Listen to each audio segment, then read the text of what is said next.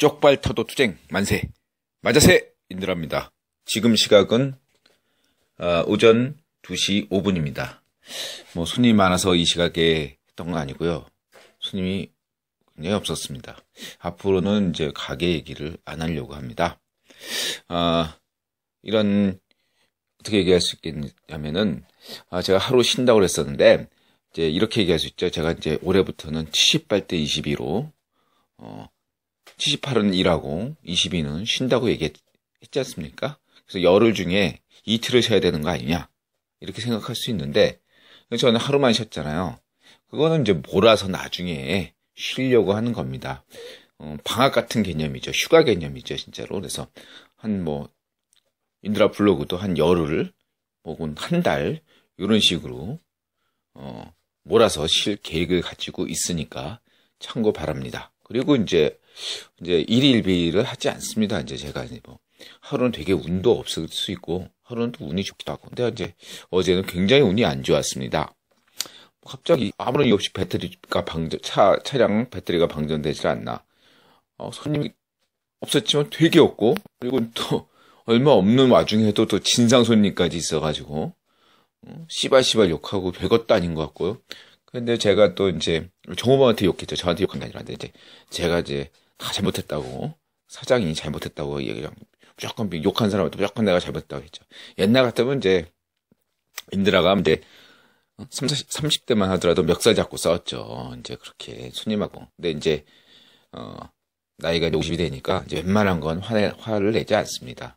그래서 이제 이런 게 가게 성공 요인이다, 이런 얘기 있습니다. 그러니까 20대에는 20%의 성공률이 있고 30대에는 30%의 성공률, 40대는 40%의 성공률. 그러니까 좀 더 신중해야 된다 이거죠. 그리고 많이 참는 사람이 결국은 가게를 잘합니다. 장사를 잘하게 돼 있습니다. 어떤 자존심은 집에다 놓고 와야 됩니다. 어쨌든 다시 한번 그런 계기를 느꼈던 오늘이고요. 여러 가지로 이제 사건 사고가 있었지만 무사히 잘 넘기고 오늘을 지금 보내고 있습니다. 많은 분들이 의견을 주셨습니다. 우선 이제 쪽발 석현과 관련해서는 로스트님께서 지난 2000년에 이제 이건희가 이제 암치료차 미국 휴스턴에 있는 MD 앤더슨 암센터에 가 있었을 때 쪽발 석현이 이제 삼성그룹 회장 자리를 노렸다, 이런 가설이 있었다고 합니다. 그때 이제 일각에서 한 얘기는 쪽발 석현이 자기가 회장 자리를 차지하고 있다가 때가 되면 그러니까 나이가 들면 이재용한테 물려준다 있는 거죠. 요게 보면 이제 섭정을 하겠다는 거 아닙니까? 섭정. 요게 이제 옛날에 청나라 때, 이 청나라 말기에 요런 제도가 요런 게 있었어요. 그러니까 꼬마였을 때, 그러니까 차기 왕이 이제 이전 왕이 죽고 차기 왕이 이제 황제가 이제 어리면은 이제 섭정을 하게 됐잖아요. 예? 우리나라에도 그런 게 있었지 않습니까? 그래서 이제 대왕 대비 이런 사람이 섭정하는데, 대왕 대비가 정치를 잘 모르니까 여자들은, 그러니까 대왕 대비가 총애하는 어떤 대신, 근데 대부분 이 사람이 이제 왕족 출신인 거죠. 대왕 대비하고 인척 관계인 사람이 이렇게 권력을 가지고서 행사한다는 거죠. 요런 거를 이제 조선에서는 세도 정치로 표현한 겁니다. 세도 정치. 즉 왕의 인척들을 방지하고, 왕의 인척들을 너무 이렇게 조선시대 때는 왕의 인척들, 그러니까 이씨들을 정치에 개입하지 못하게 했어요. 관직에 오를 수가 없었습니다. 왜냐하면 왕손들이 정치에 개입하면은 왕손들이 이렇게 으쌰으쌰 해가지고 왕자 자리를 누릴 수 있기 때문에 철저하게 배제했어요. 그렇다 보니까 왕 입장에서는 외롭잖아요. 그죠? 자기 자신을 보위할 수 있는 그러한 세력을 필요했습니다. 근데 왕씨들은, 이씨 왕손들은 자기를 보좌할 수 없으니까 선택한 게 자기 부인인 거죠. 그래서 그 간택이란 게 제일 중요했던 겁니다. 그리고 이 조선에서는 바로 그런 이유로 서자에 대해서 엄격한 차별이 있었던 겁니다. 이게 이제 양반까지까지 아닌 거예요. 조선 초반에도 서자에 대한 차별이 그렇게 없었어요. 근데 이제 이방원 때부터 이방원이 서자들, 시다른 애들한테 철저하게 왕권 강화를 하다 보니까 그런 서자가 그러니까 이 이방원 입장에서는 태종 입장에서는 그 명문으로 내세운 게 아버지 씨도 중요하지만 어머니 씨도 중요하다. 이걸 되게 강조한 겁니다. 그래서 이것이 성문화 성종 때 이르러서 성문화되고 이런 걸로 인해 가지고 이제 그런 것이 관습이 조선 김진애란과 그 저기 소빙하기를 만나면서 윤리가 더 강화되다 보니까 이제 그런 서자 이런 얘기가 나왔죠. 홍길동 얘기 이런 얘기가 나오지. 조선 초중반에는 그런 얘기가 없었다고 보시면 되고요. 그래서 어쨌든 간에 이 쪽발 석현이 요런 거 삼촌이 돼가지고 청나라 말기 때 이제 그런 거 있었는데 그래서 이제 그 권력을 노린다. 요런 어떤 가설이 있을 수 있겠습니다. 실제로 그렇게 했든 안 했든 간에. 그리고 이제, 좋은 정보 고맙습니다. 일러스트로님. 저는 이제 장성택과 비슷하다. 이렇게 얘기를 말씀드렸죠. 근데 그랬더니 이제, 뉴스가 딱 떴는데, 그게 이제 시진핑이 신년사에서 갑자기 양봉음이라는 그런 것을 했다. 이렇게 했다는 거죠. 양봉음이는 겉으로는 따르지만 속으로는 딴 생각을 품는 자들, 이런 사람들 말한다고 합니다. 그래서 이게, 쪽발 정원이 장성택을 숙청할 때 썼던 편이라고 합니다. 인드라가 주장하듯이 인드라가 이야기했잖아요. 그러니까 장성택은 노비네파다. 예? 노비네파인데 이제 쪽발 정원이 구의원 지시를 받아서 통일 과정에서 장성택으로 인해서 생기는 어떤 여러 가지 지분을 조정하기 위해서 장성택을 숙청했다. 구의원 지시를 받아서 쪽발 정원이 얘기한 바 있습니다. 어쨌든 간에 중요한 건 시진핑이 이런 얘기를 신년 때 했다는데 신년사 때 이런 얘기를 했으면 부각이 되는데 이제서야 뒤늦게 발견했다. 이런 식으로 나오네요. 인드라니까 그건 알 수 없습니다. 아무튼 간에 중요한 것은 그 쪽발 석현이 요즘 하는 행보가 상당히 위험하다. 이런 식으로 어중간에서는 뭐랄까요? 삼성에서도 그런 예가 있었죠? 어떤, 이건희 아버지, 이병철 장남이 그런 식으로 눈밖에 났죠. 자기 멋대로 막 하다 보니까.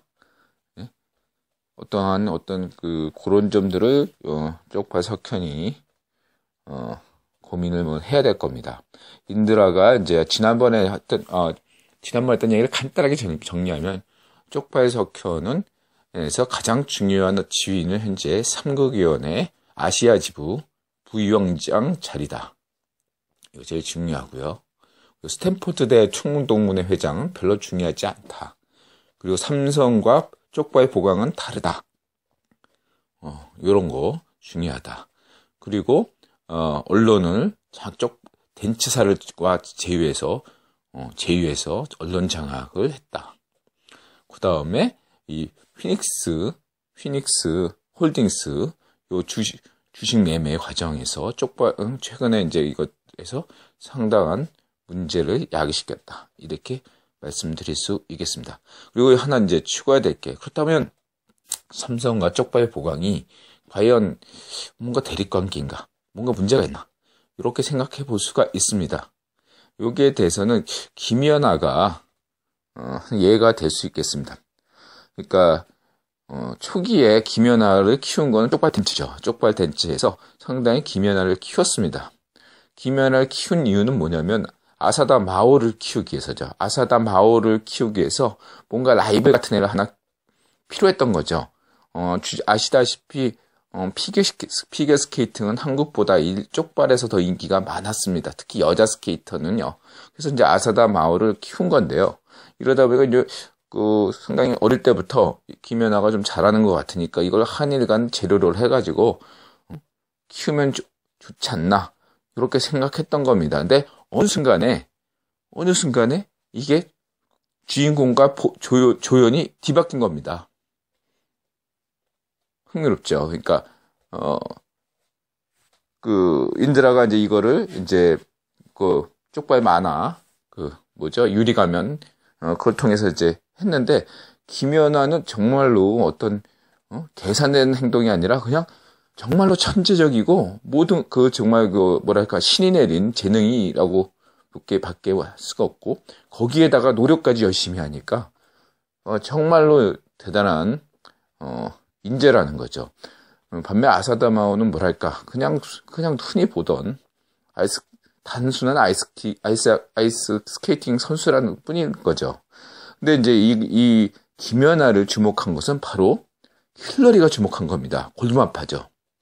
다시 말하면 그냥 그 전까지 김연아는요 그저 그냥 뉴라이트 그러니까 쪽발 덴치의 어떤 이용물이었다 이거죠. 그냥 보조 조연급이었다는 겁니다. 근데 어느 순간에 김연아가 대단한 재능을 발휘하고 거기서 국유본이 발견한 거죠. 이 국유본에서 되게 중요하게 생각하는 게요. 재능이에요. 전 세계에 재능이 뛰어난 사람들은 다 자기 사람이 된다고 생각하고 있어요. 재능이 뛰어난 사람들이 자기와 거리를 두는 걸 무척이나 경계합니다. 그 사람들에게 있어서는 재능이 되게 중요하다 이렇게 강조하고 싶고요. 이 재능을 김연아가 워낙 생각 밖으로 되게 뛰어나니까 김연아를 끌어들인 거죠. 그래서 힐러리는 김연아를 특별히 언급하고 이 김연아는 그리고 평창 올림픽이나 이럴 때마다 나섰죠.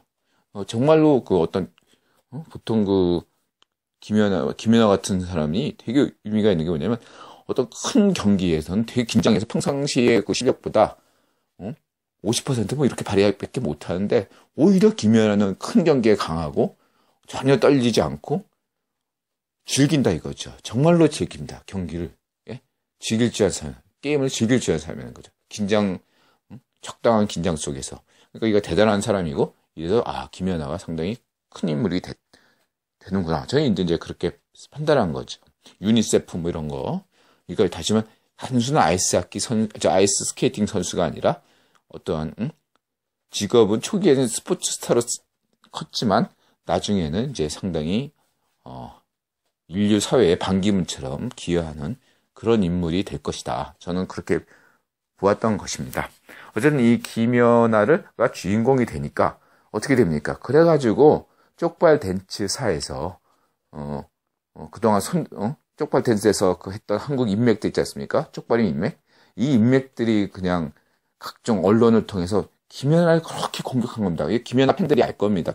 왜 한국 놈들이 왜 이렇게 김연아를 못 씹어서 안다니까 언론들이. 그건 쪽발 댄츠사 때문에 그래요. 쪽발 댄츠사의 광고를 받아먹고 처먹고 있으니까. 그리고 광고 업계나 스포츠 업계나 상당 부분이 이쪽 쪽발 댄츠사하고 쪽발 석현 지배하에 있는 거예요. 그러니까 김연아를 씹어 돌리는 거죠. 이해가 되십니까? 그랬을 때 그럼 삼성도 마찬가지로 쪽발 석현하고 삼성하고 관계가 있으니까 그렇지 않냐? 그렇지 않죠. 김연아가 무슨 광고를 했습니까? 바로 삼성전자 광고를 했지 않습니까? 그리고 이 쪽발 댄츠사에서 후원을 사서히 끊을까 독자적으로 나가니까 그때 이재용이가 이제 관람하고 그랬다고 합니다. 그러니까 이제 그때부터 그걸 또 맞아 떨어지면서 이제 김연아 견제에 들어간 거죠. 한국에서 진중권 같은 병신이 김연아 비난하고 그랬지 않습니까? 그런 거 유념해서 봐야 됩니다. 준건이가 괜히 그 쪽발 석현이 사주로 있는 중앙일보에 칼럼 쓴 거 뭘로 쓰겠습니까? 걔가 뭐 실력 있어서 씁니까? 그쵸? 다 이런 거 보셔야 됩니다. 아시겠죠? 그래서 이제 이런 것들을 이제 감안하면 쪽발 석현과 삼성 간에는 상당히 우리 범인들 일반인들이 알 수 없는 상당한 긴장 관계가 있다. 다시 하면 쪽발 석현 그리고 이제 이재용이가 이제 상극위원회에 들어갔다 이런 썰인데 아직까지 확인된 바는 없고요. 인드라가 알기로는요. 좀 더 지켜봐야 되겠습니다. 어쨌든 인드라가 이제 뉴라이트하고 쪽발이하고 쪽발 석현이라는 얘기를 했지 않습니까? 그러니까 뉴라이트 이제 국유본의 어떤 전략이 있고요. 그다음 9번 분파인 뉴라이트의 전략이 있고 뉴라이트의 지부인 아시아 지부의 전략이 있을 것이고 또 그 아시아 지부의 중에서 한국의 또 한반도에 있는 그런 것들이 있단 말이죠. 이게 다 이렇게 계급적으로 딱 수직적으로 연결되어 있으면서 동시에 각자의 이해가 있다 보니까 서로 어긋날 수 있다는 겁니다. 아니래. 밑바닥 제일 밑에 있는 촉발석현이 비록 한반도 넘버원이지만 지가 지 머리대로 막 유엔 사무총장 될 것처럼 막 지가 막 위에서 한 것도 아닌데 지가 막 그렇게 해서 하면 안 된다 이거죠. 예? 그게 마치 위에 윗사람의 뜻인 양 이렇게 지가 막 행동하면 나중에 보면 아니었잖아요. 그냥 자기의 돌출 행동이었던 겁니다. 지금도 쪽발석현이 그저 그 백을 믿고서 혼자서 설치는 것일 수 있을 가능성이 크다는 겁니다. 그렇다고 이제 그렇다고 해서 위에서는 쪽발석현은 무조건 쳐내리는 않죠. 딱 얘네들은 계산을 1타3피적으로 한다는 거죠. 이런 점들을 고려하셔야 되겠습니다. 그래서 쪽발석현이 하는 걸 지금 계속 지켜보고 있다. 국유본이. 그래서 이제 얘는 어떻게 처리할 것인가. 이런 것들이 있는데 제가 볼 때는 상당히 위태위태하다. 이런 것들은 쪽발석현이 본인이 좀 누구보다도 잘 알지 않겠나. 인드라가 굳이 얘기하지 않더라도 쪽발석현 스스로가 잘 알고 있을 것이라고 봅니다. 네. 측근들은 쪽발석현에게 뭐 이런 인드라 메시지를 전달했을 가능성도 배제할 수 없습니다. 지난 오프 모임 때 어떤 분께서 이거 이제 뭐 오프 더 레코더에도 비슷하게 요청을 한 건 되지만 어쨌든 최고 권력자, 그건 박근혜가 아니죠. 최고 권력자를 걱정 말하지 말아달라고 했는데 그 사람은 명백히 쪽발석현이죠. 넘버원이니까요. 예. 인드라가 그럼에도 불구하고 언급을 했다는 거, 이런 걸 되게 의미 있게 생각해 주시길 바랍니다. 그리고 이제 이 정도로 하고 지난 모임, 지난 저 회 11회 정리는 요 정도로 하고요. 그리고 이제 그 MP3로 올리려고 했는데 이제 그 저작권법 때문에 요 MP3로 음악 파일 올리는 건 이제 배제되는 바람에 MP3는 어렵게 됐습니다. 혹시나 해서 요즘 다시 풀렸나 혹시나 해서 이제 해봤는데 역시 안 되더군요. 여러 가지를 했는데 결국은 안 됐습니다. 이해해 주시기 바랍니다. 아울러 이제 동영상 모드로 올렸는데요. 이제 동영상 모드에서 그동안 버벅거렸던 원인들을 몇 가지 잡았어요. 제일 중요했던 게 역시 이미지 부분하고 결합됐을 때 이미지가 상당한 잡음을 일으키는 것 같습니다. 그래서 이제 이미지 부분을 최소화시켰습니다. 두 번째로 이제 그 녹음 과정에서 이렇게 옆에 프로그램을 그러니까 다른 프로그램을 돌리면은 거기에 대해서 또 약간 버벅대는 게 현상이 좀 있는 것 같더라고요. 그래서 그런 것들도 좀 중시해서 잡았습니다. 그리고 지적적 편차가 좀 있는데요. 그럼에도 불구하고 어떤 데서는 별다른 어떤 문제 없이 돌아가고 어떤 데서는 했는데요. 이런 거는 제가 잘 모르겠습니다. 그거는 각자 지역에 따른 문제니까 제가 뭐라고 할 수는 없겠네요. 마트님께서 새롭게 의견을 주셨는데요. 그러니까 딜레이, 그러니까 지금 11화 같은 건 잘 나오지만 이전 거 많이 버벅댔다는 거 있잖아요. 그런 거 할 때는 자기가 지금 듣고 있는데 해결 방법을 말씀해 주셨네요. 그러니까 인드라가 다시 글을 수정해서 올릴 필요 없이 여러분들이 그러니까 그거를 처음에 많이 버벅대니까 일시정지를 누르라 이거죠. 그러니까 처음에 있을 때 일시정지를 누르고 한 2, 3분 내지 3, 4분 정도를 기다렸다가 다시 들으면은 버벅대는 현상이 없다고 합니다. 아주 좋은 의견을 주셨네요. 고맙습니다. 다시 한번 말씀드리고 버벅대는 현상을 극복하기 위해서는 초반에 일시정지를 누르고 한 2, 3분 내지 3, 4분 정도를 기다렸다가 들으면 된다고 합니다. 고맙습니다. 그리고 이제 이 쪽발석현과 관련해서 이수신님께서 한 말씀 해주셨네요. 중요한 말씀을 지금 봤습니다. 쪽발석현 JTBC에서 1월 13일 뉴스용 동영상 10컵 배치 순서가 1위가 쪽발철수가 나왔다고 합니다. 그리고 2위가 쪽발동영 얘기가 나왔고요. 그 다음에 이제 3, 4위가 박근혜 대통령인데 김기춘이 인드라가 강조했듯이 쪽발석현 사람이라고 이야기해봤습니다. 그 다음에 쪽발아베 얘기 나왔고요. 그래가지고 이제 뭐 여러 가지로 쪽발리스를 도배했다. 이렇게 이제 의견 고맙습니다. 그렇게 됐습니다. 그리고 이제 대체로 이제 말씀이 이제 딜레이가 없었다고 11회에서 SNT님, 문혜연님, 왕올리브님, 동글님, 고맙습니다. 그리고 이제 푼수숙자님께서 이런 얘기를 합니다. 성경에 보면 천국은 밭에 감추인 보아라는 말이 있다. 나에게서 이 논리가 그런 것이다. 대한민국 공고 출신이 자신보다 높은 수준, 박사, 교수 이런 사람들과 대화하면 딸리지가 않는다. 자기 못 따라온다. 나한테 다들 배운다. 그래서 자신 보고 도대체 어느 학교 교수님이 은사냐고 한다. 근데 하지만 나는 공고 출신이다. 그러면 아무도 믿지 않고 장난치지 말라 그런다. 그래서 고졸이다 보니까 괄시하고 무시해서 공고 출신, 그래서 혼자 독학했다고 책만 읽고 있다고 말씀한다고 합니다. 고맙습니다. 이제 부산 가서 봅시다. 이렇고요.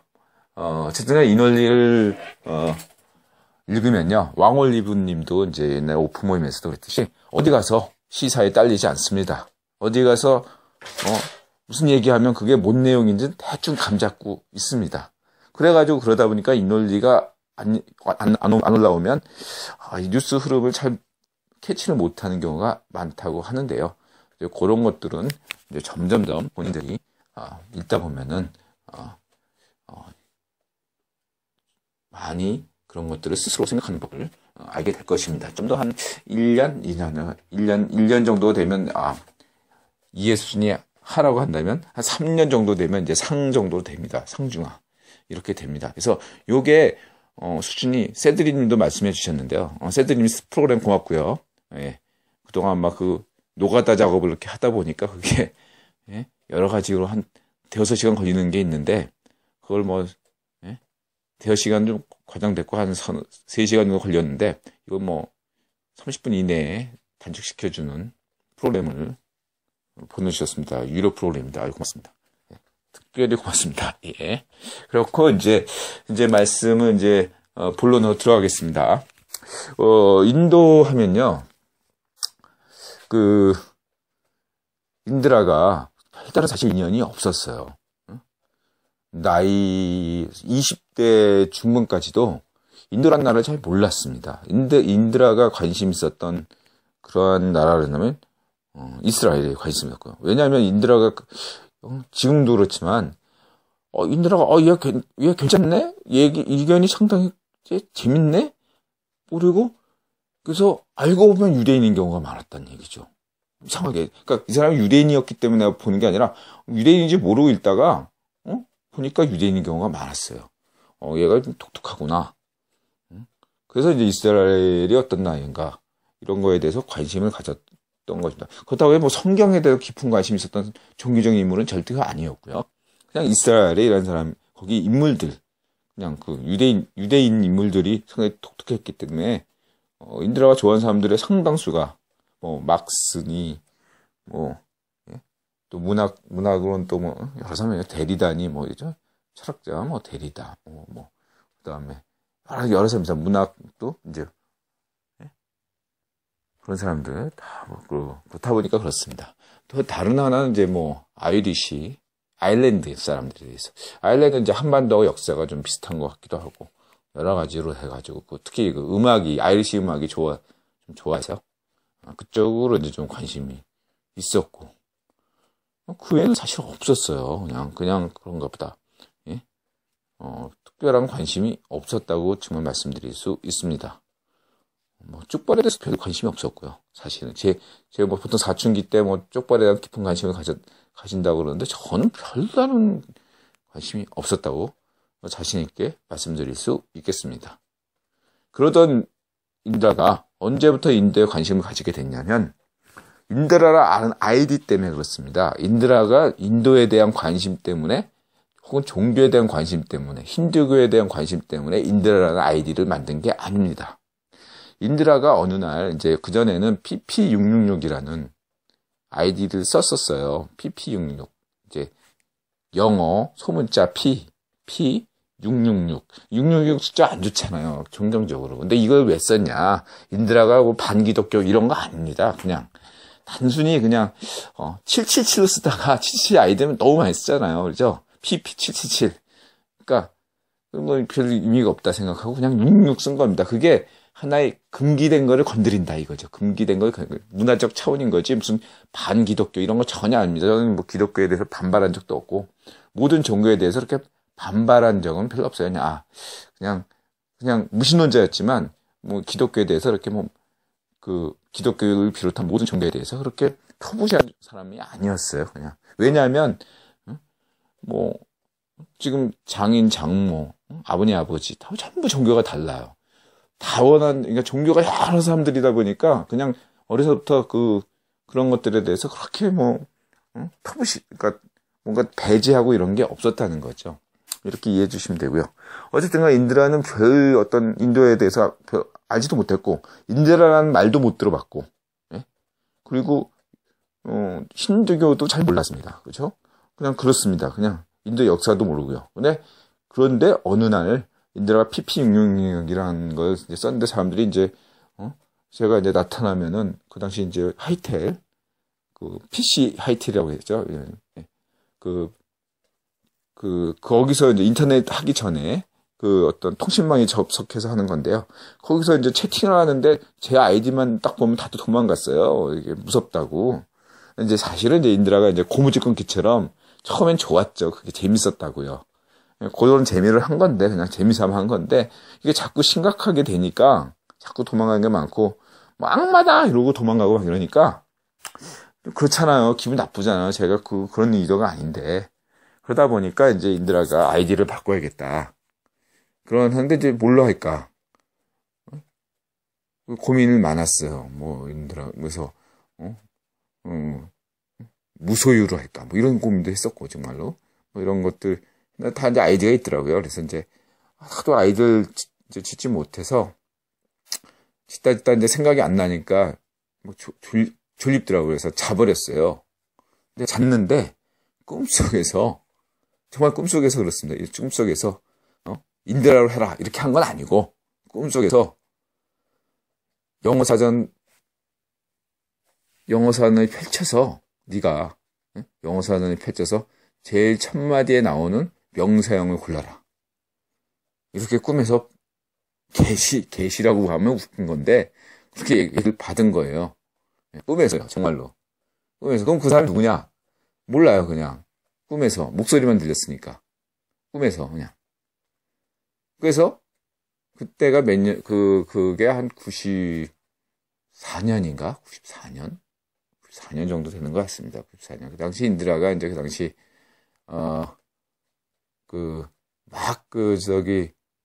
대학교를 졸업할 무렵이었던 것 같아요. 대학교 이제 학기를 마치지 못하고 구학기째 기공학과 전공합니다. 대학을 아직 졸업하지 못한 상태였던가? 아마 그랬을 거라는 생각이 드는데, 93년인가 94년? 그 무렵이었던 것 같은데, 어쨌든 간에, 그때 이제 그래서 깨어나서, 영어사전을 펼쳤죠. 제일 첫 마디. 그리고 명사형을 딱 찾는데, 인드라가 첫 마디에 딱 보였던 겁니다. 그래서 인드라를 하게 됐어요. 정말 그 전까지 인드라라는 것은 몰랐습니다. 구루 인드라를 아이디로 하니까 사람들이 인드라 하면서 인드라를 아세요? 인드라가 어떤 의미죠? 자꾸 그러다 보니까 그것들을 사전적 개념도 찾아봐서 오늘날 인드라라는 게 이렇구나 하고 알게 된 거죠. 힌두신의 신들이구나. 아리안인들이 초기에 엄청나게 존경했던 최고 신이구나. 이렇게 알게 된 겁니다. 그리고 나중에 뭐 이것이 당군까지 연결되는 그런 신이다. 저 멀리는 제우스, 이런 수메르, 엔릴 연결되는 신이다. 이런 건 나중에 알게 된 거지. 처음부터는 절대 몰랐다. 이렇게 말씀드릴 수 있겠습니다. 인드라가 이제 인도 얘기를 하는 이유는 물론 경제에 관한 얘기죠. 인도 그러면 경제에 대해서 왜 인도라고 얘기하냐면 바로 카스트 제도 때문입니다. 세계 최초의 계급 제도다. 그것이 카스트. 이렇게 얘기되니까요. 그래서 이 카스트 제도에 대해서 말씀드리기로 하겠습니다. 인도에는 원래 아리안족들이 살고 있었던 건 아니죠. 원래 거기 살고 있었던 사람들은 드라비다족이라고 약간 좀 흑인하고 무슨 동양인하고 이렇게 섞인 그런 거 많이 보셨죠? 인도 사람들 그런 스타일들이 살았습니다. 그래서 이제 인도에는 흑인도 있고 저 남부에 가면 아시아 흑인이 있어요. 그러니까 아프리카에만 흑인이 있는 게 아니라 그 인도 좀 남쪽에 가면 거기도 흑인이 있습니다. 그 인도 흑인이라고 하는데요. 흑인도 있고 동양인도 있고 아리안족처럼 백인 계열, 백인하고 얼굴이 피부 하얀 사람들도 같이 있는 것입니다. 초창기에는 인도에는 그 아리안족이 살지는 않았죠. 근데 이제 기원전 보통 대략 2000년부터 얘기하는 사람도 있고 어떤 사람은 1800년 또는 1500년 이런 식으로 얘기를 하고 있습니다. 근데 이런 시기는 무엇을 의미하냐면 그때마다 기후적으로 뭔가 문제가 있었다는 거죠. 예를 들면 조선에서도 한국에서도 보면 고대사에서 뭐 5세기 때 뭐 기원전 5세기 때 뭐 있었다. 뭐 훈족이 이동했었다. 이거 왜 합니까? 유목민이 어떤 이동을 하면요. 그건 기후적으로 문제가 있었다. 이렇게 보시는 것이 거의 99% 진실이라고 보면 됩니다. 왜냐하면 근대 이후에는 기후의 영향력이 그렇게 크지는 않다고 볼 수 있지만 근대 이전에는 기후가 상당한 영향력을 끼쳐서 뭐 홍수, 재해, 그다음에 가뭄 뭐 이런 역할 때문에 유목민들이 움직이고 그 유목민에 따라서 지역 판도가 달라졌기 때문이죠. 이랬을 때 단순하게 기후가 험악해져 가지고 유목민들이 그러니까 뭐 이렇게 움직이는 게 아닙니다. 그 단순히 여러분들이 생각하시기에 그냥 배고프니까 야만인데 내려왔다 이렇게 보시는데 그게 아니고요. 좀 더 이렇게 그 객관적으로 좀 더 보셔야 돼요. 좀 더 그 속이 어떤 거냐면 그 징기스칸 몽골의 예를 들 수 있겠습니다. 그러니까 초원에는요 수많은 부족들이 있어요. 뭐 그러니까 몽골만 해도 브리야트족 뭐 이런 거 여러 족들이 있는데요. 이런 족들이 하나로 뭉쳐 있는 때는 거의 없다는 거죠. 거의 없습니다. 항상 자기네들끼리 싸우죠. 먹을 거 얼마 안 되는데 그걸 두고서 싸웁니다. 초원에서요. 통일이라는 게 없었다는 거죠. 근데 이게 어느 순간이 되면 초원에서 통일이 됩니다. 어느 순간이냐? 기후가 매우 혹독한 때가 온다는 거죠. 그게 10년마다 한 번, 혹은 100년마다 한 번, 혹은 1000년마다 한 번씩 온다는 거죠. 그러니까 10년마다 오는 것보다 100년마다 오는 게 더 강력한 거겠죠. 그죠? 흑점의 주기하고 비슷한 거죠. 흑점은 뭐 소주기, 대주기가 있는데 뭐 11년마다 하는 주기도 있지만 80년마다 하는 주기도 있지 않습니까? 그런 것처럼 10년 주기보다 100년 주기, 1000년 주기로 오는 게 더 혹독한 추위나 그런 것들이 온다는 거죠. 그러니까 징기스칸이 일으켰던 그 당시에 그걸 비유하자면 한다면은 그 당시에 정말로 그 중앙아시아 그쪽에 상당히 기후적으로 안 좋았다고 볼 수가 있는 겁니다. 그럼 어떤 문제, 그로 인해서 뭐가 생겼냐면 배고파 들고 일어난 게 그게 아니라 그 전까지는 인간들의 이기심 이런 것들로 인해서 서로 간에 통일되지 못하고 서로 꾹짝짝 싸웠던 거죠. 그냥 서로 간에. 예? 근데 너무너무 추우니까 기후가 너무너무 혹독하니까 초원에서 살기가 힘들어진 겁니다. 그래서 상당수는 굶어 죽고 그죠? 그러니까 부족도 어느 부족 힘없는 부족들은 그냥 다 중소업 부족들은 다 무너지고 만 거죠. 다 그냥 굶어 죽거나 못 살 자태가 되고 그 다음에 살아남은 부족들도 너무 추위에 혹독하니까 이제 본인들의 이기심이 큼에도 불구하고 하늘이 무서운 겁니다. 하늘이. 예? 하늘, 천신, 탱그리. 한국에서는 당군. 중앙아시아는 탱그리. 몽골에서 탱그리라고 그러죠. 그래서 이 탱그리가 무서운 겁니다. 천신이. 예? 그리고 유목민족은 저쪽 그쪽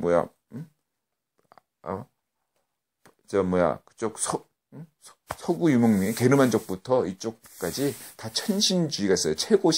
최고신주의가 있습니다. 천신주의. 저는 이제 천신주의라고 표현하는데, 이 천신의 두려움을 느낀 겁니다.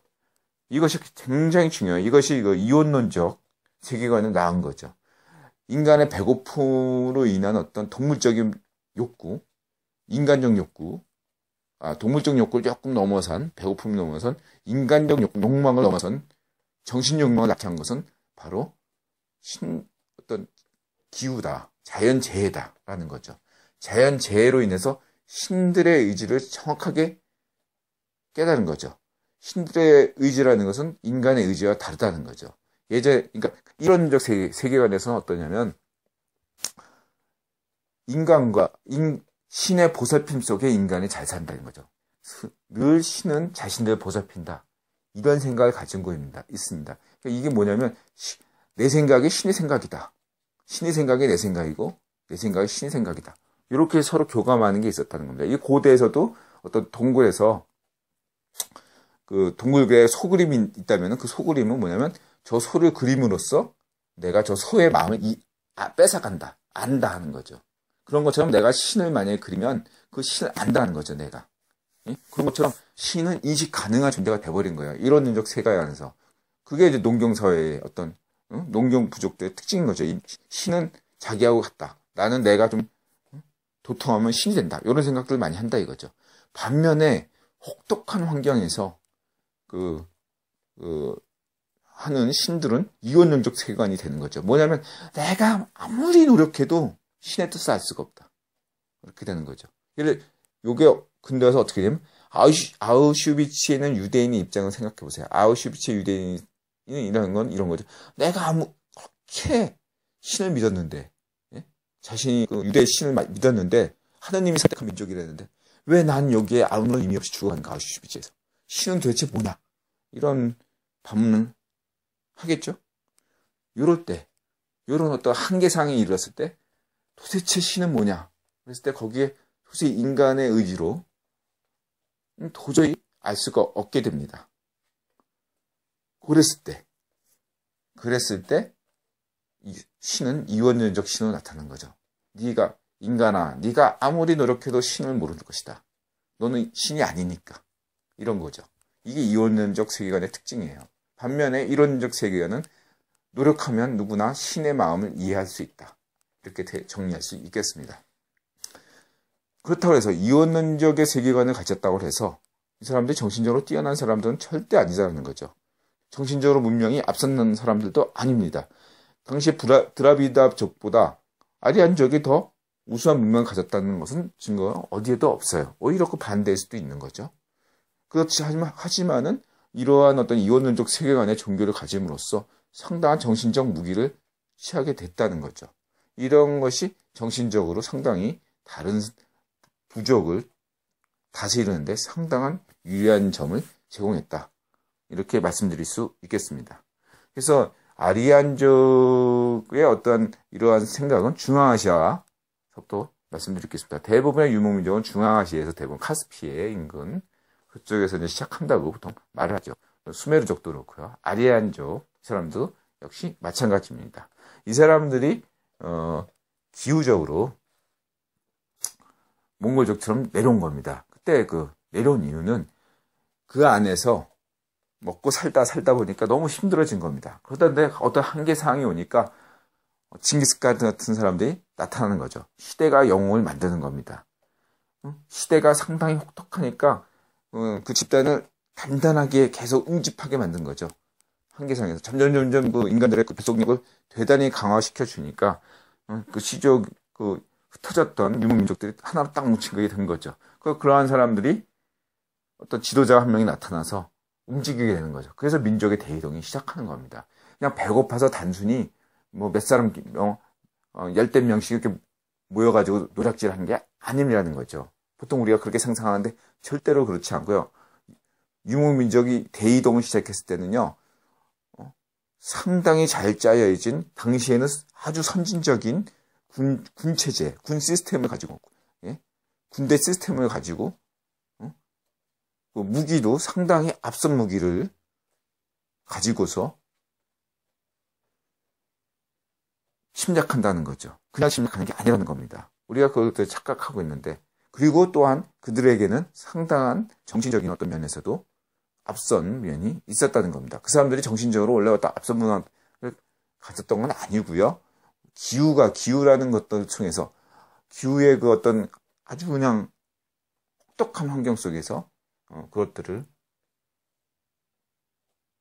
극복하는 과정에서 생긴 어떤 정신력을 가지고서 집단화를 이루어서 내려온 거라는 거죠. 그건 이제 헝그리 정신이라고 저는 이제 말씀드리고 싶고요. 어쨌든 이러한 정신을 가진 아리안족들이 이제 오는 거죠. 그럼 당시에 그 중동 전세를 잠깐 말씀드리면요.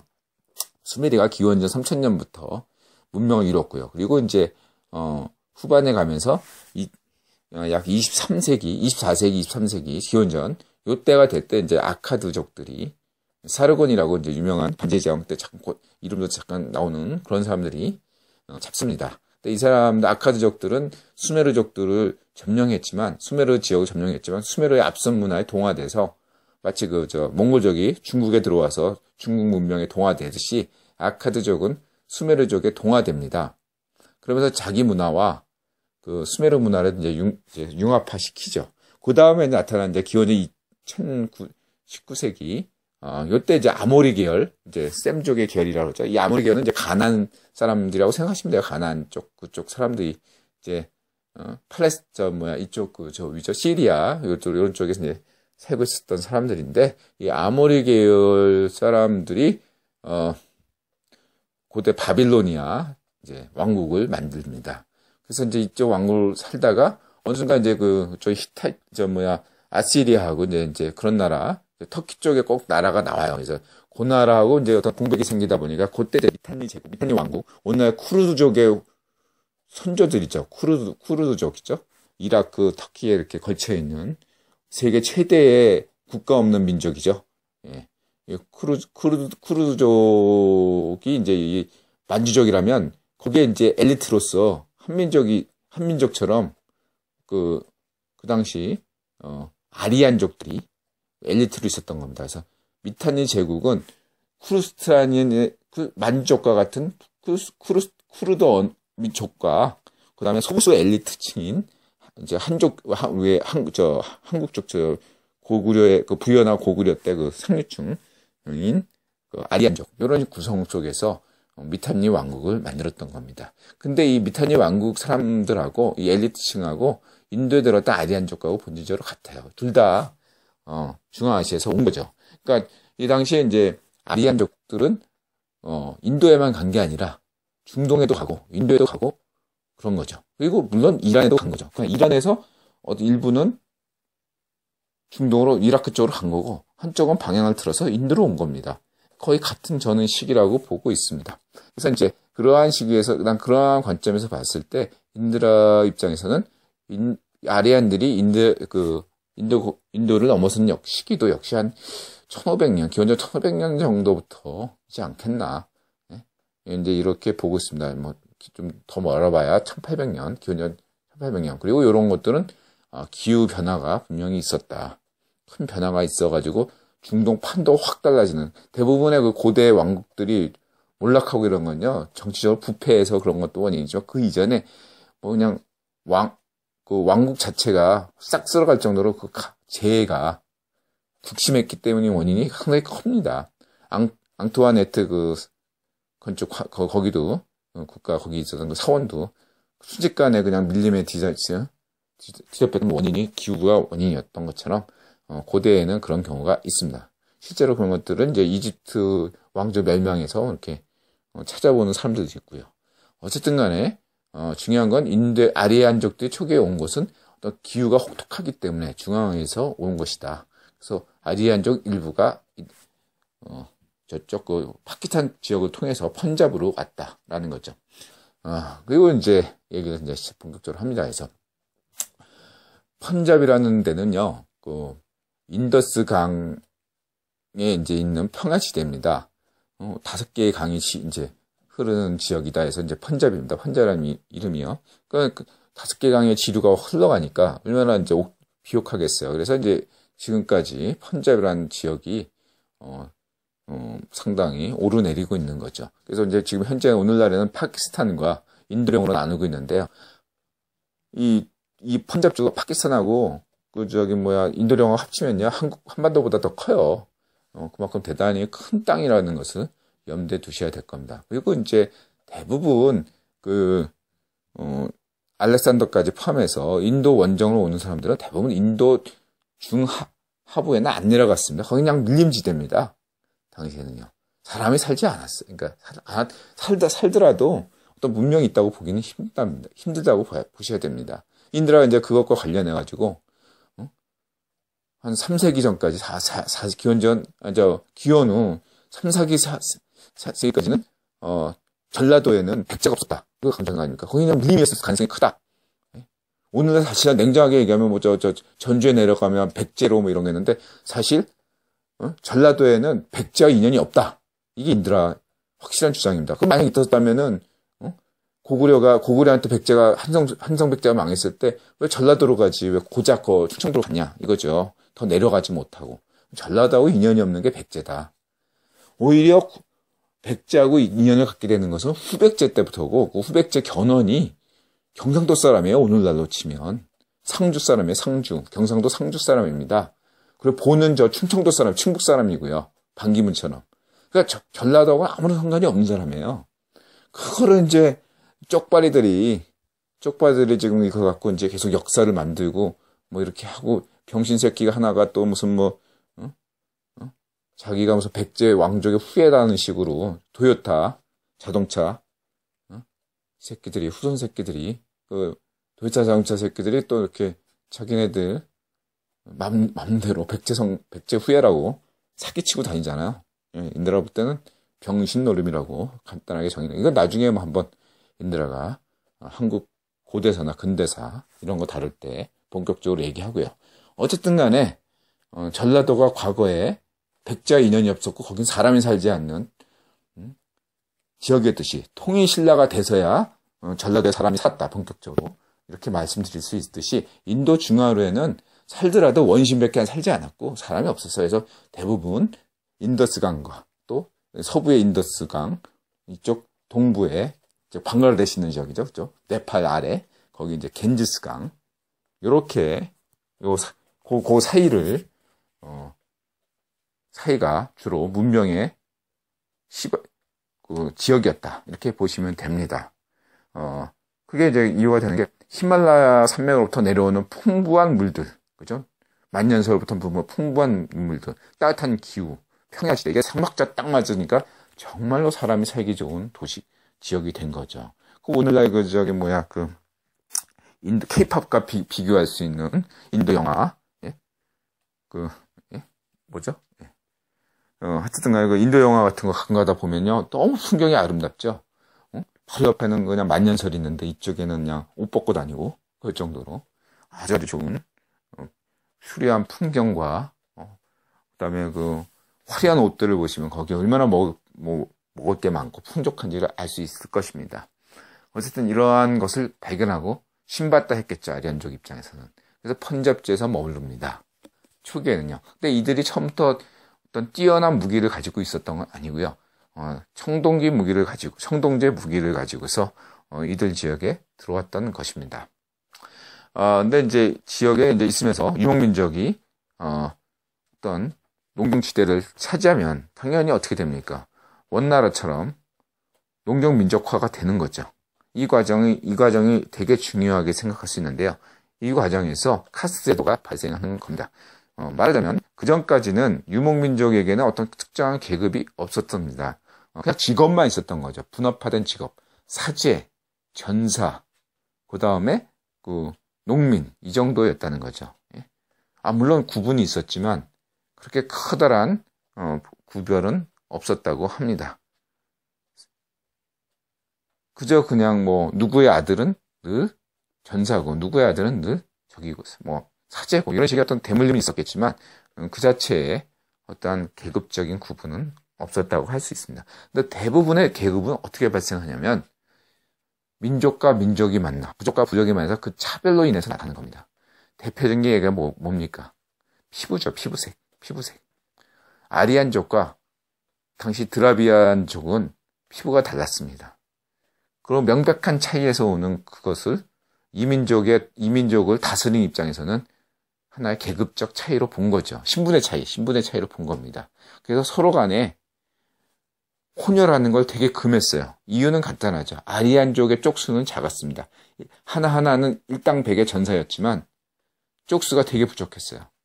그러다 보니까 이쪽에서는 이 쪽수가 부족했던, 절대적으로 불리했던 아리안족은 혼혈을 딱 차별을 둔 거죠. 그리고 혼혈로 인해서 아리안족이 드라비안족으로 화되는 것을 되게 싫어했던 겁니다. 자기네들 그쪽에 동화될까 봐요. 이해가 되세요? 그러니까 어떤 커다란 물에 그러니까 걔네들 입장에서는 똥통물에 자기 순수한 맑은 물 하나가 들어간다 해서 달라질 게 없다. 그냥 똥통물이 돼버린다 이거죠. 그러려면은 자기가 똥통물로 되지 않으려면 똥통에 들어가지 말아야 된다는 거죠. 그렇게 생각한 겁니다. 얘네들 입장에서는.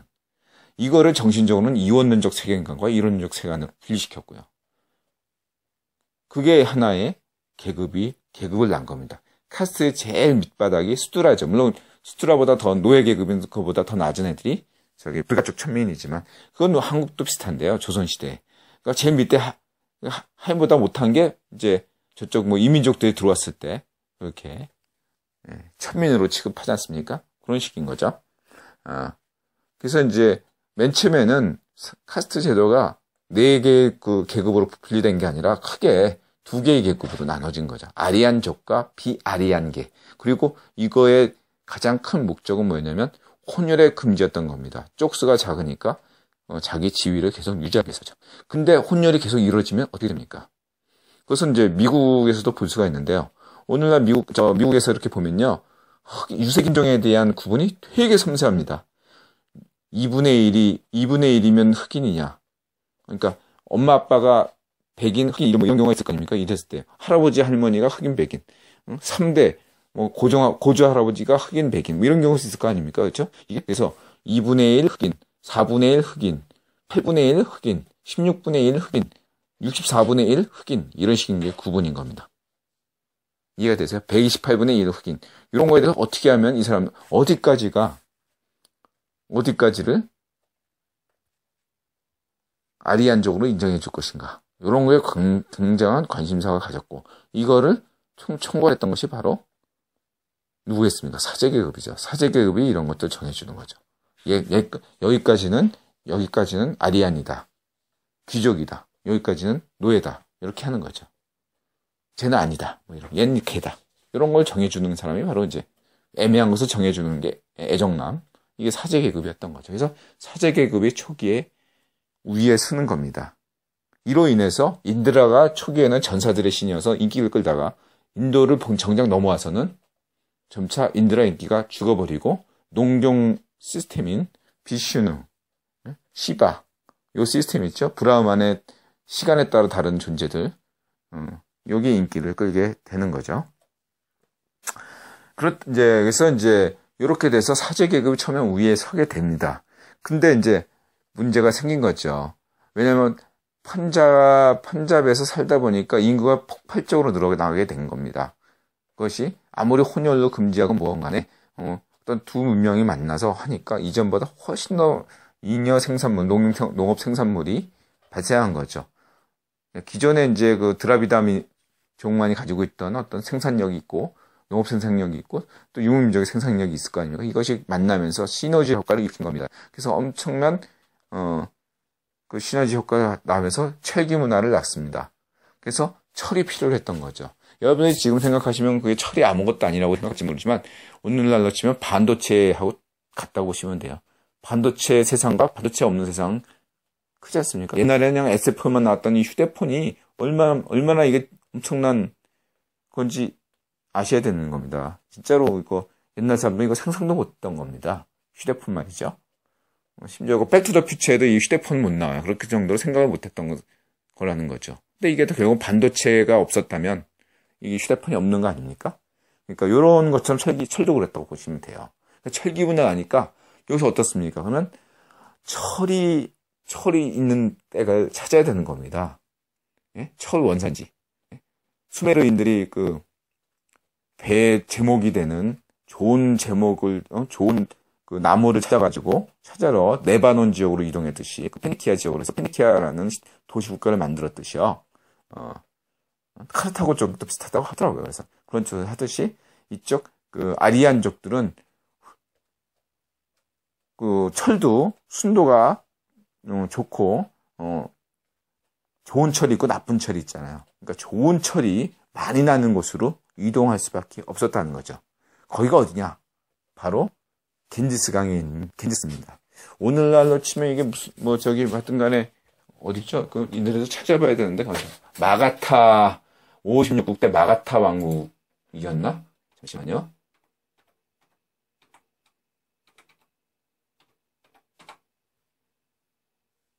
마가타 아니네요. 마가다네요. 마가다. 예? 마가다. 6세기에서 기원전 1세기에서 고대 왕국. 56국대, 이 마가다 왕국이 있었는데, 마가타라고도 하네요, 뭐. 왜, 저만 나. 하여튼 중요한 건 그게 아니고, 요 근처 국가에서 이제 뭐 부처도 나오고, 붓다 왕국도 나오고, 그렇습니다. 네. 어쨌든 간에 중요한 건, 이 이동이 기원전 1000년에서 한 600년 사이에, 예, 그러니까 붓다 출생 이전까지, 붓다 출생 무렵에, 붓다 생전 무렵까지, 전후에까지, 이런 시대가 있었던 겁니다. 이때가 당시에 인도의 가장 어떤 정성기였다고 저는 생각하고 있어요. 굉장히, 당시 중동은 되게 혼탁했고, 별로 이렇게 문명이, 진전된 바가 없었다고 저는 보고 있습니다. 이 시기에는, 수메르의 그런 앞선 문명들이 오히려 태화되고 있었다고 보면 무리가 없다. 저는 문명이라는 건 늘 발전하는 게 아니다라는 거죠. 오히려 태화될 수도 있다. 이런 걸 보여준 게 중동의 역사다. 네? 수메르 시대보다 더 오히려 뒤로 후퇴했어요. 한 1000년 동안. 기원전 3000년부터 2000년까지 정말 수메르는 엄청난 어떤 문명을 보여줬는데 그 후로 한 1000년 동안은 아주 깜깜했다. 근데 그 와중에 인도에서 그것이 꼽혔다 이거죠. 그래서 이제 아리안족들이 이 철을 찾아서 이 서부의 펀잡에서 동부의 마가타 쪽으로 움직입니다. 여기 이제 겐지스강 중류죠. 예. 오늘날 방글라데시 있는데, 방글라데시와 네팔 사이 쪽 인도 땅입니다. 딱 거기. 예. 거기로 이제 이동을 하게 됩니다. 그 이동하는 과정에서, 556국. 왜, 중국 역사에서도 이제 516이란 말 있잖아요. 5호 16국. 이런 것처럼, 인도 고대사에도 5대 16국대, 56대 16대국 시대가 있습니다. 16나라가 난립하던 시대입니다. 그 중에 이제 가장 강력한 왕국이 마가타 왕국이었고요. 이건 이제 펀잡 쪽 지역부터 시작해가지고, 구자라트 이런 것 쪽에, 그러니까 인더스 쪽 지역부터 이 겐지스강까지 이 북부에 저기 몰려있던 왕국들이 16개의 나라가 있었다. 이제 그 중에 이제 이합 집산을 거쳐가지고 이제 되는 건데요. 그러니까, 요런 시기다 보니까 왕국 간에 치열한 다툼이 있었다. 근데 이 왕국들의 왕들이 전부 아리안족이었다는 거죠. 그런 것이 되게 중요한 겁니다. 다시 말하자면은, 펀잡 지역에 있던 사람들이 아리안 왕국이 전부 다 그냥 겐지스강으로 간 게 아니라 펀잡에서 보다 더 이제 뭐 예를 들면 거기 지역이 인구생산을 발생하고 더 막 인구가 막 늘어나니까 더 이상 토지가 부족할 거 아닙니까? 예? 그러니까 아리안의 왕족의 일부들이 계속 더 좋은 데, 다른 데를 찾아가지고 나선 거죠. 그래서 개척을 하는 거죠. 식민지 개척을 한 거죠. 그러니까 맨 처음 펀잡에만 머물고 있던 애들이 점점 인도 식민지를 점점 확대시킨 겁니다. 마치 미국의 근대사에 보면은 그 백인들이 처음에는 뉴욕주 인근에만 장악하고 있다가 점점 서부로 가서 장악하듯이 이 아리안족도 마찬가지로 처음에는 펀잡에 있다가 점점 동부로 나아간 거죠. 그래서 겐지스강에 이르는 겁니다. 말하자면 미국식으로 말한다면 이 펀잡이 뉴욕주고 이 겐지스강에 있는 마가타 왕국 지역이 LA라는 거죠. 네, 그렇게까지 온 겁니다. 왜 왔겠어요? 이제 거기보다 좀 더 노다지, 신바타 왕국 새로운 어떤 권력을 장악하기 위해서 온 거죠. 토지 권력, 토지를 찾기 위해서. 비옥한 데를 만났고 철도 만났고 그랬던 겁니다. 그러다 보니까 그 와중에 전부 다 그 지역이 전부 아리안족이 가지고 있는 왕국들이 선 겁니다.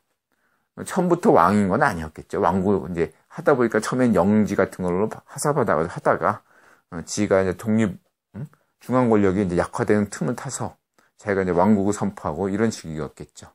이런 식으로 이제 하다 보니까 어떻습니까? 초기에는 절대적으로 애정남이 된 사제계급이 얘는 아리안, 쟤는 드라비다. 얘는 귀족이고 얘는 노예야. 이런 식으로 딱 정해졌는데 애정남으로서. 그래서 사제계급이 되게 높았는데 이제 농경 그 문화에 본격적으로 이제 되고 나서 보니까 이제는 전사계급이 다시 중요해진 겁니다. 그전에는 전사계급이 초기에는 인도 넘어오기 전에는 중요했다가 그 다음에는 전사계급이 할 일이 없어지니까 막상 정복한 다음에 전쟁이 끝난 다음에 군인들은 쓸모 없잖아. 그죠? 그러니까 그래가지고 전사계급이 싹 가라앉았는데 다시 이것이 영토 확장을 하게 되면서 전사계급이 다시 중요해진 겁니다. 근데 이 전사계급 왕이라는 것들은 사제계급에서 왕이 나오는 게 아니라 전사계급에서 나왔던 겁니다. 전사계급에서 왕이 나온 거지 사제계급에서 왕이 나온 건 아니다. 이게 매우 중요하다는 거죠. 재정일치가 풀리는 거예요. 재정이 이런 식으로 사제계급은 사제계급의 그 길이 있고 전사계급은 자기가 무공에 따라서 공운에 따라서 왕이 되기도 하고 귀족이 되기도 하는 거죠. 높은 지위의 장군이 되기도 하고 하는 거죠. 이런 식으로 되다 보니까 사제계급과 전사계급, 왕족계급과 충돌이 있을 수밖에 없다는 거죠. 누가 최고냐 이거죠. 사제는 자신이 최고다 이렇게 생각할 거 아닙니까? 반면에 전사와 이 왕권을 진 사람들은 내가 최고다 이렇게 생각할 거 아닙니까? 요게 어떤 비유라면 유럽에서 카톨릭 교황과 그 다음에 영국 왕 리처드 8세 그 대립하고 비교할 수 있는 것이죠. 리처드 8세 뿐만 아니라 그 당시에 그 어떤 왕들이 다 그랬어요. 다 교황과 대립했단 말이죠. 내가 최고라고 생각하는 건죠. 자기 나라에서는. 카톨릭계 교황 저도 아니다. 이렇게 내가 교황이다. 그러다 보니까 어떻습니까? 리처드 8세처럼 리처드 8세가 아니라 헨리 8세죠. 죄송합니다. 헨리 8세처럼 그럼 내가 종교 만들지 뭐. 이렇게 되는 거죠. 예. 나 좋아하는 사람들하고 종교 만들지 뭐. 이런 식이 되는 거죠. 그러다 보니까 종교의 분화가 이루어지는 겁니다. 신들의 분화가 이루어지는 거죠. 어떻게 되겠습니까? 그래서 뭐 자이나교다. 여러 가지 종교가 등장합니다. 불교도 그런 종교 중에 하나였던 거죠. 불교가 상당히 교리가요. 엄청난 게 선진적인 종교입니다. 종교 교리를 보면요. 상당히 엄청난 어떤 교리들이 이게 철학적으로 굉장히 수준이 높은 종교여가지고요. 이게 그냥 나올 수가 없는 종교예요. 여러 가지 어떤 사회적 기반이 없이는 이런 고등 종교가 나올 수가 없어요. 다시 말하면 그 당시에 인도의 분명히 굉장히 앞섰다 이렇게 봐야 됩니다. 근데 이제 여러분들이 이제 생각하는 게 이제 아니 근데 이렇게 불교 같은 거 보면 모든 걸 벗어라 하면서 무슨 거의 뭐 이렇게 기존의 권위 같은 거 계급 같은 거 초월하고 그죠? 그런 또 교리만 따지면 그렇게 거의 뭐 이렇게 오히려 기득권 계급 들이 왕들이 싫어할 종교인데 왜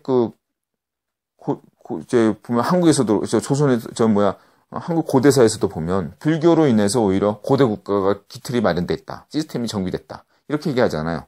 이런 모순이 왜 생기나? 이런 의문이 있을 거 아닙니까? 그건 간단한 거죠.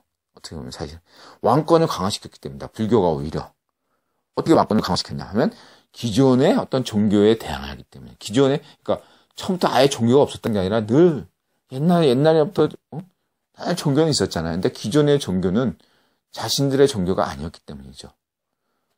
기존의 종교들은 자신들의 왕의 권력을 인정하지 않았기 때문에 그걸 버리고 불교를 채택한 겁니다. 이 불교를 지지하면서 이 불교를 지지하다 보니까 이 불교가 인민의 지지를 받지 않습니까? 인민의 지지를 받으니까 이 인민의 지지를 받는 종교를 믿는 종교를 후원하는 왕이야말로 내가 진정한 하늘을 대신하는 왕이다.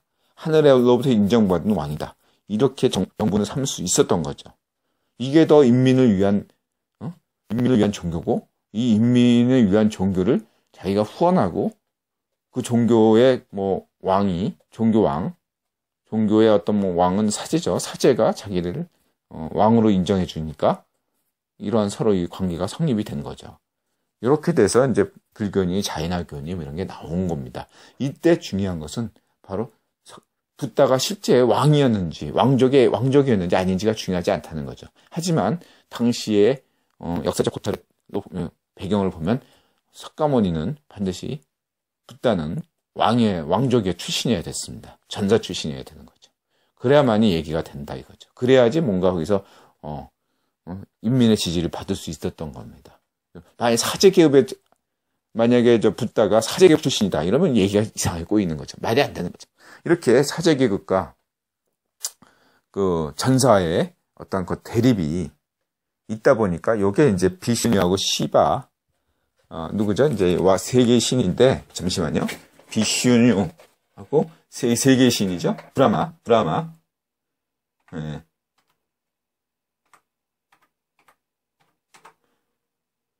비슈는 이제 브라마 이렇게 있는데 이제 세 개의 신인데 이제 시바 신이 인도에서는 절대적으로 인기가 있습니다. 어차피 같은 다 브라만인데 시간에 따라 다르는 창조의 신, 그다음에 이 우주를 유지시켜주는 신, 그다음에 그 파괴하는 신, 파괴는 시바 이렇게 세 개의 신으로 나눠지는데요. 근데 왜 인도 인민은 왜 이제 시바 신을 좋아하냐? 이게 전사계급이기 때문에 전사계급, 왕족의 어떤 거기 때문에 그래요. 그리고 이제 비슈누 이 사람은 비슈누 이 신은 이제 사제계급의 신인 거죠. 관리하는 신. 그래서 인기가 없어요. 그리고 브라흐마는 아예 언급이 잘 안 돼요. 그냥 그거는 창조하는 신이니까 알레적이니까. 그래서 대부분 싸움은 비슈누 대 시바 신이에요. 근데 비슈누 인기가 없어요. 사제계급 인기가 없다는 얘기죠. 인민에게는. 인민에게 인기 있는 건 늘 영웅의 얘기잖아요. 영웅, 전사, 무력을 가진 인드라 같은 신을 원래 인기가 있습니다. 그쵸? 이렇게 보면요, 판타지 소설도 보면요, 마법사 좋아하는 사람들보다 이렇게, 직접 전투하는 요런 애들을 더 좋아합니다. 머리 쓰는 어떤 주인공보다 몸을 쓰는 주인공을 더 좋아해요. 그게 인민들의 어떤 인기를 더하는 거죠. 예? 괜히 로마 원형 경기에서 검사가 인기 있었던 게, 다른 이유가 있는 게 아니라 헤라클레스, 이런 사람 좋아한다 이거죠. 영웅, 그런 걸 좋아한다 이거죠. 그래서 이제 그렇게 이해하시면 되겠습니다. 그래서 이 전사계급은 시바다, 뭔가 그 파괴하는 쪽, 이런 쪽, 그런 쪽. 그 왕족들은 기존의 체제를 막 뒤엎고 막 그랬어요. 그러니까 여기에서 경제사적으로 어떤 의미가 있냐면 이때 당시에 잉여 생산물이 많이 발생해가지고 농업 생산물이 발전해서 상업 자본가도 나타나고 그랬습니다. 그 고대 기원전 10세기인데 그 상업 자본가? 이렇게 얘기하면 인드라가 도대체 저 세계 경제관념이 있냐 없냐 막 이렇게 얘기하지만 실제로 있었습니다.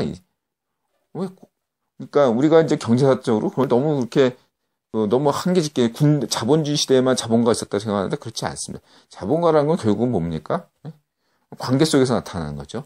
내가 돈을 투자해서 뭔가 가내수공업을 일으켜가지고 이렇게 옷을 만들거나 이렇다면 그 사람도 자본가죠. 그런 사람도 있었다는 거죠. 당시에 농업 생산물이 워낙 많아가지고요. 인도의 그 수많은 엄청난 그 옷들을 누가 만듭니까? 집에서 그냥 만드나요? 그럴 수도 있지만 그렇지 않다는 거죠. 그리고 상인들도 있었고요.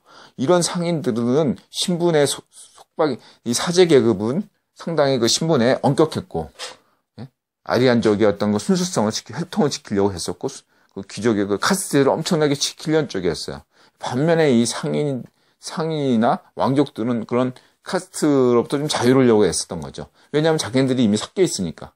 그리고 또 자기네들이 지위를 유지하려면은 인민의 지지를 받아야 되거든요. 그러니까 이런 것들 속에서 자기 뭐 이제 입속이 있었겠지만 이런 것들 속에서 불교나 자인화교 이런 신흥 종교를 지지하게 됩니다. 이렇게 해서 이런 과정 속에서 인디라가 강조했던 것은 바로 주목했던 것은 엄청난 농업 생산력이라는 거죠. 그때 얘가 왜 이거에 주목하냐면 그렇다고 한다면 왜 고대 인도에서는 왜 자본주의로 이행하지 못했을까? 이런 질문을 던질 수 있습니다. 우리는 이제 이렇게 얘기하죠. 15세기에 들어서야 비로소 자본주의로 이제 어떤 씨앗이 발견돼가지고 18세기에 이르러서야 이제 19세기 초반 그때 본격적인 산업혁명으로 인해서 그때서부터 자본주의로 접어들었다 이렇게 얘기하는데 그러면 그렇다고 한다면 19세기야 3000년 전인 기원전 10세기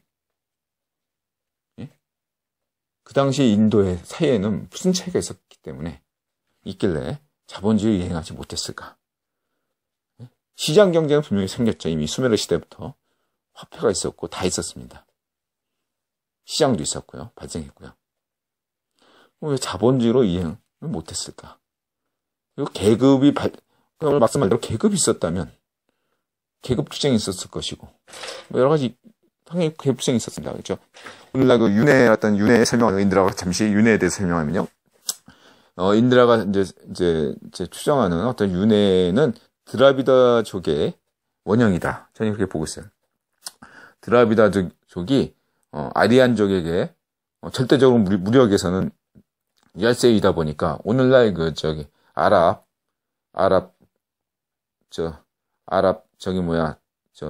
테러리스트들처럼 자살 폭탄 테러를 만든 거죠. 자살 공격대를 만든 겁니다. 드라비다족이. 그래서 드라비다족이 자살 특공대로 하려면은 그러면 어떤 믿음이 있어야 되잖아요. 당시 종교에는 수메르든 어디든 간에요. 내세가 없었어요. 이 드라비다 종교에서 제일 중요한 게 뭐냐면 윤회 이전에 얘기했었는 게 윤회는 어쨌든 윤회도 그렇고 내세가 없어요. 내세라는 개념이 없는 거예요. 내가 죽으면 끝인 거예요. 고대 종교에서.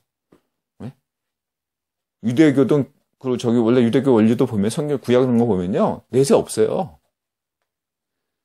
내세가 처음으로 나타난 건 바로 인도에서 발생한 겁니다. 이 고등 종교죠. 드라비다. 근데 이 내세라는 개념이 왜 나왔냐 하는 것은 나는 인디라가 볼 때는 이게 자살 폭탄 테러, 자살 테러, 자살 폭탄하고 관련이 깊다. 그 당시 보면 폭탄이 없었겠죠. 하지만 누군가 막 몸을 던져가면서 요인 암살할 수 있는 그런 것이 있을 수 있습니다.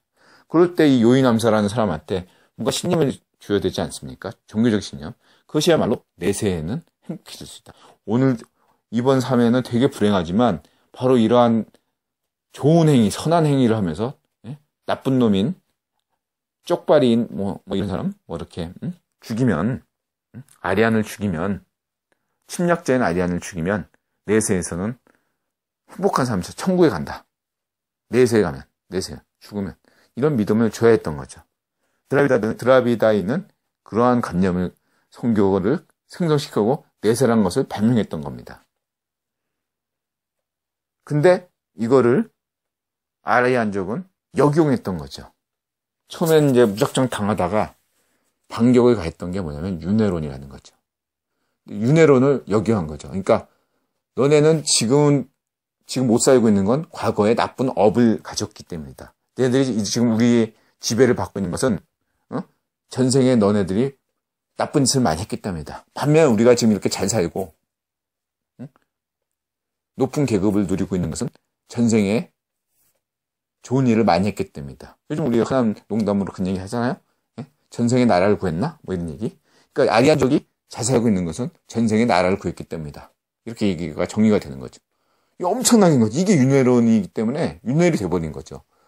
윤회론이 혁명적인 이론이 아니라 가장 보수적인 이론이 돼버린 거죠. 원래 드라비다족이 만든 건 혁명적인 이론인데 불가도 말이죠. 이렇게 돼버린 거예요. 힌두교의 어떤 교리가 돼버린 겁니다. 이러보니까 드라비다인은 이 최하층족은, 노예족은 정신적으로도 어떻게 할 수가 없었던 겁니다. 말할 수가 없었던 건데. 이때 희망을 줬던 게 바로 붓다인 거죠. 윤회의 소멸. 윤회의 그것도 니네가 설사 이거 잘 살더라도 너네가 그게 완전체가 아니지 않느냐. 너도 고통받지 않아. 부자든 가난한 자든 고통받지 않느냐. 너 부자도 아프고 죽지 않느냐. 죽는 건 다 똑같다. 인생의 고통이다. 고다. 이 고를 벗어나려면 윤회를 끝내야 된다는 거죠. 차이가 없다 이거예요. 가난한 자나 부자나 소수하다 보다 나를 버려라. 그래서 이렇게 된 겁니다. 그래서 이제 이걸 한 건데 그렇다고 한다면 이제 제가 이제 얘기하는 건 여기서 뭐 종교에 대해서 얘기하려고 하는 건 아니고요. 기본적 경제 사적인 관점에서 보는 거죠. 어떻게 자본주의를 이행을 왜 못했을까? 그래서 난 이제 못했나 보다. 그러면 그 차이점이 뭔가에 주목한 겁니다. 전 두 가지 가설을 세우고 있어요. 첫 번째는 어떠한 그 기술력의 어떤 어떤 그 과학적 진보 뭐 이런 측면에서죠. 그랬을 때 저는 두 가지 가설을 봅니다. 첫 번째는 철이 발견됐잖아요. 그 당시 내가 이제 반도체가 같다고 말했습니다. 그러니까 철이 있었을 만큼 상당한 기술적 진보가 있었음에도 불구하고 그걸 이제 철이 있다는 건 그 철을 인지할 만큼 기술력을 가지고 있었다는 거죠. 있음에도 불구하고 더 이상 다음 단계로 나갈 수 있는 어떠한 진전이 없었다. 이것은 무엇을 의미하는가? 그것은 이렇게 이해할 수 있습니다. 저는 막스적으로 보면 생산력은 있는데 생산관계가 정체가 됐다. 그래서 생산관계가 생산력을 따라가지 못해서 계급투쟁이 많이 있었지만 이 계급투쟁이 암만 많아도 아직 그렇게 오늘날 우리가 생각하듯이 격렬하지 못했기 때문에 천년을 기다려야 했다. 이렇게 얘기가 될 수 있는 게 가설이 하나 있고요. 다른 하나는 생산력이 없었다. 과학적 진보가 없었다. 이렇게 말할 수 있습니다. 그러니까 철이 아니라 철 증기기관이 발명해야 된다. 뭐 이런 식인 거죠. 예를 든다면 이런 가설도 있을 것이고요. 여러분 생각은 어떻습니까? 인드라가 여기에 대해서 약간 생각을 해둔 게 있는데요. 저는 좀 말을 좀 이제 하다 보니까 인드라가 이제 천일야화처럼 막 길을 천일 동안 막 떠들어도 상관없을 만큼 그렇게 쌈박하게 하려고 대본 없이 그냥 생각나는 대로 하다 보니까 이게 이제 약간 좀 말이 약간 어긋나기도 하고 조리 있게 말씀 못 하는데요. 되게 긴 시간인데 오늘 여기까지만 일단 하도록 하겠습니다. 그래서 제가 이제 이걸 화두로 던지는 것은 뭐냐면 왜 로마의 어떤 시대에 그리스 로마 시대를 보면 상당히 곧바로 자본주의 이행할 것 같았는데 왜 중세라는 시대를 반드시 거쳐야 됐나? 반드시라고 얘기는 안 하겠습니다. 중세라는 시대를 거쳐야 될 만했나? 중세가 나쁜 놈이다. 막 이 식으로 욕을 하겠습니까? 그것만 없었다면. 근데 그게 만약에 불가피한 과정이었다면 역사를 어떻게 다시 받아야 된가 이렇게 할 것처럼 인도도 오히려 그 유럽보다 앞서는 그런 어떤 문제 그런 것이 발생했음에도 불구하고 오히려 그런 어떤 과정을 보면 인드라가 보기에 십자군 전쟁 이후에 어떤 유럽의 그것과 거의 비슷하거든요. 16대국하고 여러분들이 그 기원전 10세기라고 그래가지고 그 별거 없다고 생각하지만 전 내 생각에 볼 때 그다지 차이가 없다고 봐요. 총의 발명 뭐 이런 거 외에는 그 당시에도 총칼 들고 칼 들고 싸웠잖아요. 그다지 무기의 진보나 이런 거 없었어요. 난 그런 관점에서 봤을 때 무엇이 왜 중세라는 게 필요했고 인도 같은 경우에는 인도는 뭐 신화만 있고 역사는 없다 이런 얘기 하는데 그런 어떤 심오한 이미 인도에는 왜 기원전 10세기 붓다 이후로 역사가 계속 같은 길을 쳇바퀴 돌리고 있나. 이런 것들, 고민 좀 하면서 이번 회는 마치기로 하겠습니다. 다음에는 요거의 이문에 대해서 인드라가 짧게 생각한 바를 얘기하면서, 다시 중동으로 갈까요? 아니면 중국으로 갈까요? 좀 생각해보고, 말씀드리겠습니다. 오늘도 말씀드려서 고맙고요. 인드라디오는, 계속됩니다. 고맙습니다. 쪽발타도 투쟁, 만세!